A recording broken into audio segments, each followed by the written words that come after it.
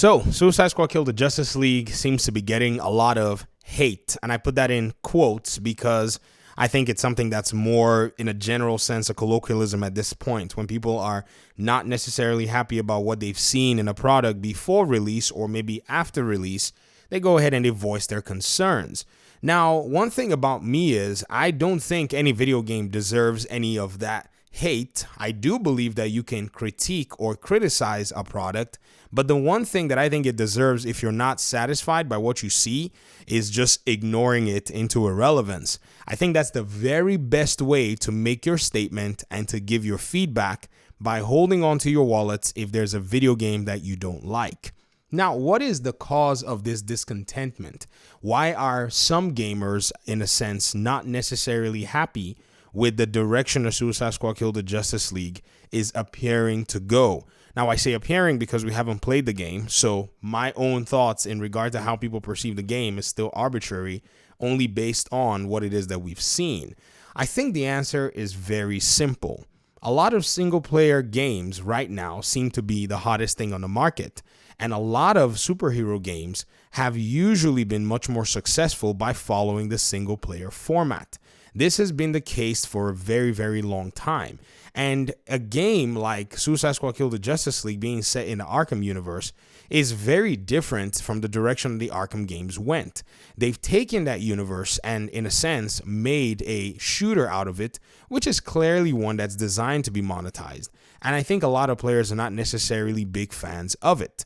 Now, if you think about, say, even other games that have also followed, say, a slightly similar pattern, maybe trying to bridge the gap between the two of them, I think another thing that you're going to realize and notice is fans have also, in a sense, seemingly rejected some of these premises.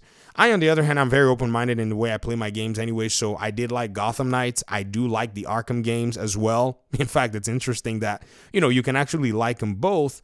But how about a game like Marvel's Guardians of the Galaxy? This game is quite peculiar in a sense. I think it really did show that within the superhero genre, it's interesting how fans can, in a sense, write off a project because of varying circumstances, thereby leaving the risk to the publishers, who then eventually have all that it is that they can to lose. And then sometimes they do lose when things don't necessarily pan out that way. So if you think about Guardians of the Galaxy, it was this one game that came out, was beloved by the Guardians of the Galaxy community. Some of the Marvel players in that community, they loved and they enjoyed it. I only got 10 hours out of the game before I almost lost my mind. I just could not do it.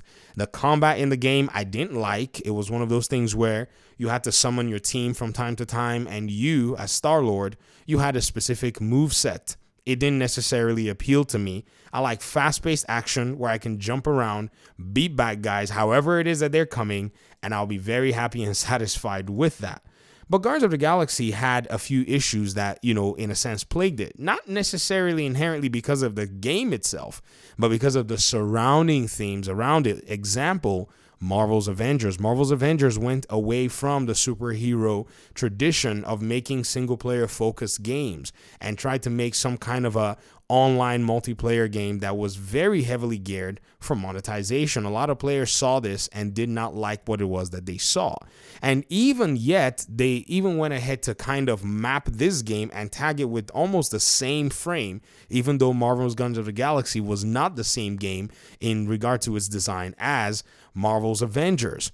In fact, what was even interesting was a game like Suicide Squad also got a very similar treatment as well. Suicide Squad did have a lot of different elements that seemingly some people translated to be, maybe wanted to be live service, but wasn't live service. And so they also took out that Marvel's Avengers disappointment upon the game. And now we're seeing that even Rocksteady's own game that's coming out very soon, Suicide Squad Kill the Justice League, is fully live service. But a lot of people are taking a step back to say, well, it's because it's Rocksteady, and the goodwill that Rocksteady has provided by giving us these 3 Arkham games will put us in a position where it is that we want to try it. Now, all of these different sentiments are quite confusing. And I think that's probably one of the reasons a lot of these publishers and maybe even development firms don't want to take the risk in bringing these games to gamers, because gamers can be very, very unpredictable for the most part. But I think at the end of the day, even with the unpredictability, there is still a sure path to success that still exists. And I think at least these companies ought to be able to recognize that, because there are winners in the space that are getting the job done. Example is Spider-Man. Example is Batman. These characters are strong characters that have actually carried the video game market for a very long time in the superhero genre. There are other characters that also have a lot of wide appeal. Probably not as much a wide appeal as, say, Batman and Spider-Man, nor Superman, but I think they can get the job done. And I think players are responding to this. And the other games that are kind of like standing in the way of maybe, say, this potential progress are getting the heat, because players want to go back to the tradition. They want to see these superhero games maintain what it is that kind of made them appealing for the most part, in the sense they were basically a crescendo of, or the Arkham games were the crescendo of most of these. And so coming into these new forms of video games with slight differences seem to be jarring for players. And so in my opinion, I think most of the time we've seen a sense of overreaction, and this overreaction pretty much pushed a lot of players away from a good game like Guardians of the Galaxy. I thought it was a good game, don't get me wrong. I just thought that there were aspects of the game that I had to basically kind of clear my head from. Too much dialogue. I needed to take breaks, and then over time, because of that break in continuous play, I eventually dropped it. And a game like Gotham Knights. Gotham Knights is an RPG game, a game that does have different elements in regard to its combat and so on and so forth. And I think this overreaction basically pushed a lot of people over the edge to not necessarily be able to appreciate both games, even though they're kind of different. And yes, I do prefer Gotham Knights' faster paced combat compared to, say, Guardians of the Galaxy. But I could see how a lot of players pretty much continue to make the same comparison, saying, oh, well, it's another Avengers situation, even though by a long stretch and a long margin, all of these games are very different in the way that they've been designed. So at the end of the day, I think we're in a really strange place. What these publishers can do, or what these different companies can do, is take the approach where they open up their licenses, especially DC. This is not necessarily directed at Marvel. DC can open up its licenses even past its 11 game development studios. This is because these 11 game development studios are only one set of studios that can only do so much in a given period of time.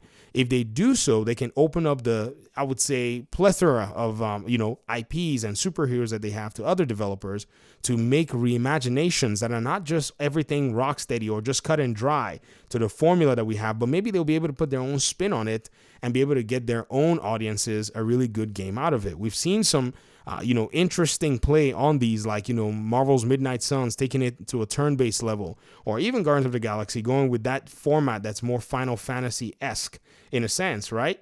But at the end of the day, a lot of these companies risk losing a bunch of money.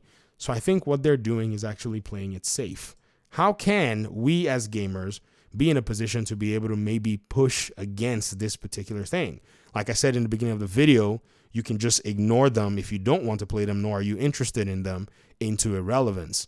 You can also maybe find a way to start making your own superhero game. It's not impossible. There are so many things that are out there that people can actually use to start becoming indie developers. And I think that's probably where the opportunity is, indie developers coming in to reshape everything as time goes on. Let me hear your thoughts in the comment section. I appreciate you guys' time and audience. Thanks so much for watching, and hopefully we'll talk pretty soon in another one. Peace out.